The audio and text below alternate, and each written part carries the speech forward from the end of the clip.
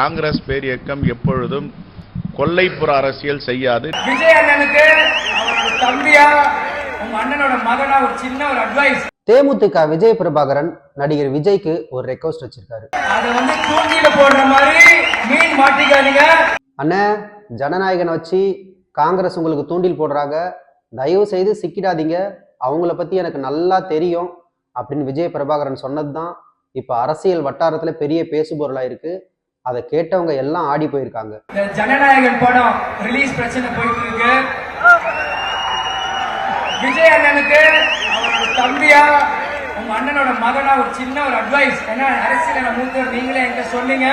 அண்ணோட சின்ன அட்வைஸ், இன்னைக்கு காங்கிரஸ் என்ற கட்சி அவங்க கூட்டணியில் அவங்க பேரத்தை பேசுறதுக்காக உங்க படத்தை சப்போர்ட் பண்றாதீங்க, நம்பிராதீங்க.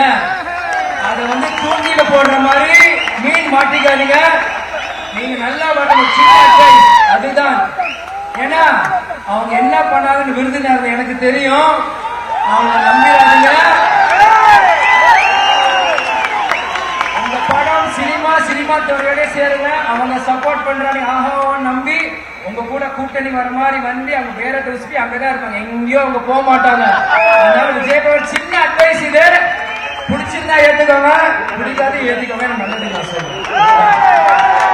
இதுக்கு பதிலடி கொடுத்த காங்கிரஸ் தலைவர் செல்வ பெருந்தகை என்ன சொல்றாருன்னா, காங்கிரஸ் இயக்கம் கொல்லப்புற அரசியல் எப்பவுமே பண்ணாது, தரகர் வேலையை நாங்க பார்க்கவே மாட்டோம் அப்படின்னு ஆணித்தரமா அவருக்கு பதிலடி சொன்னாரு. காங்கிரஸ் பேரியக்கம் தம்பி பிரபாகரன் பேசியது கடலூரில். காங்கிரஸ் பேரியக்கம் எப்பொழுதும் கொல்லைப்புற அரசியல் செய்யாது, நேர்மையாக அரசியல் செய்யும், நேர்மையாக பேச்சுவார்த்தை நடத்தும்.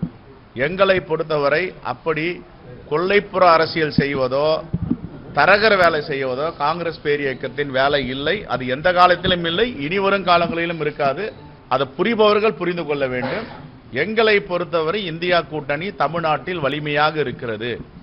இதை எங்களுடைய தலைமை இந்தியா கூட்டணியோடு பேச்சுவார்த்தை நடத்துவதற்கு ஒரு குழு அமைத்திருக்கிறது. இந்த குழுவுடைய தலைவராக திரு கிரீஷ் சோடங்கர் இருக்கிறார்.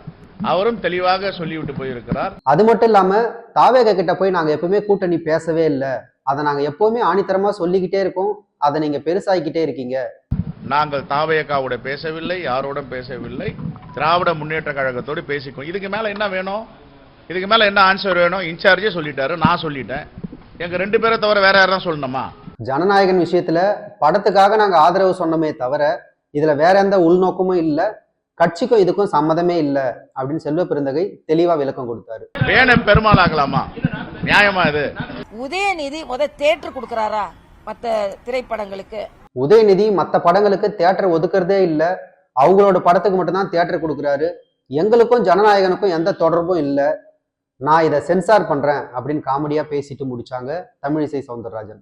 நீங்க எல்லாரோட கழுத்தையும் நெரிச்சிட்டு இன்னைக்கு ஒரு படத்துக்கு சட்ட விதிகளின் படி அவங்களுக்கு சென்சார் கிடைக்கல உடனே நீங்க இப்படி பேசுறீங்க. ஏற்கனவே சொல்லிட்டேன், இதை நான் சென்சார் செய்கிறேன் என்று சொல்லிவிட்டேன். இந்த திரைப்படத்துக்கும் திமுக அரசுக்கும் எல்லளவு சம்பந்தமும் கிடையாது. இந்த ஜனநாயகன் படத்துக்கும் திமுகவுக்கும் எங்களுக்கும் எங்க கூட்டணி கட்சிகளுக்கும் எந்த தொடர்புமே இல்லை அப்படின்னு வைகோ தெளிவா சந்தேகத்தை நிவர்த்தி பண்ணாரு. எத்தனையோ படங்கள் தணிக்கைத்துறையினால் சிறிது தாமதம் செய்யப்படுகின்றன. வழக்கமாக எத்தனையோ படங்களுக்கு அது நடந்திருக்கு. அதுபோல ஒரு வேளை நடந்திருக்கக்கூடும்.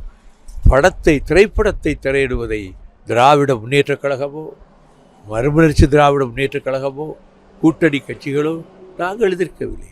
அது அவரவர்கள் விருப்பம். பேச்சுரிமைக்கு என்ன அனுமதி உண்டோ அதேபோல் திரைப்படம் தயாரித்து அவர்கள் உரிமை, அவர்கள் வெளியிடட்டும். தாராளமாக படம் திரைகளிலே ஓடட்டும். பாஜக தரப்புல இருந்து நயினார் நாகேந்திரன் என்ன சொன்னார்னா, அதாவது இதுக்கும் பாரதிய ஜனதா கட்சிக்கும் உறுதியாக சொல்றேன், இந்த சென்சார் போர்டுக்கும் இந்த படம் திரையிடக்கூடாதோ என்னமோ எங்களுக்கு கடுகளும் அதில் கிடையாது. அதில் உள்ள சென்சார் போர்டு அமைப்புகள் அவங்க சில விதிமுறைகளை சொல்லியிருக்காங்க. இராணுவத்தினுடைய நம்மளுடைய இராணுவத்தை மாறி இதெல்லாம் இருக்கக்கூடாது அப்படிங்கிறது சில அமைப்புகள் படத்தில் சில விதிகளை தான், சில காட்சிகளை காட்டலாம், சில காட்சிகளை காட்டக்கூடாது அப்படிங்கிறதெல்லாம் இருக்கிறது. அது என்னங்கிறது படத்தை முழுசாக பார்த்தா தான் தெரியும். படத்தை முழுசாக பார்த்தவங்க சென்சார் போர்டில் உள்ளவங்க, அவங்க அதனுடைய அடிப்படையில் சில கருத்துக்களை சொல்லியிருக்காங்க. அது சரியா தவறாங்கிற விவரத்துக்குள்ள நாங்கள் போகலை. பாரதிய ஜனதா கட்சிக்கும் அதுக்கும் எந்த விதமான தொடர்பும் கிடையாது. தேமுதிக எங்க கூட்டணிக்கு வந்தா எங்களுக்கு சந்தோஷம்தான், அதான் எங்களோட ஆசையும் கூட. ஆனா அவங்க வருவாங்களா இல்லையான்னு அவங்க தான் முடிவு பண்ணணும். அதை பத்தி நம்ம எதுவும் சொல்ல முடியாது.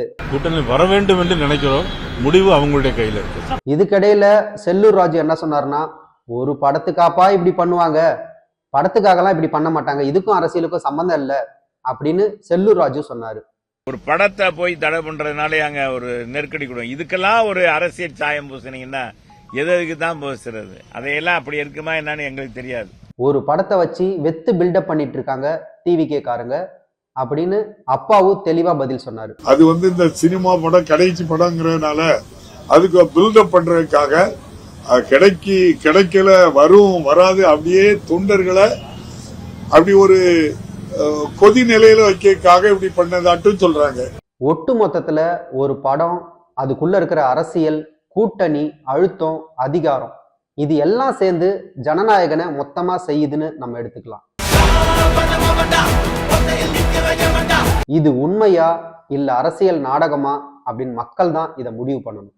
பொறுத்திருந்து பார்க்கலாம் ஜனநாயகன் எப்ப வரும்னு.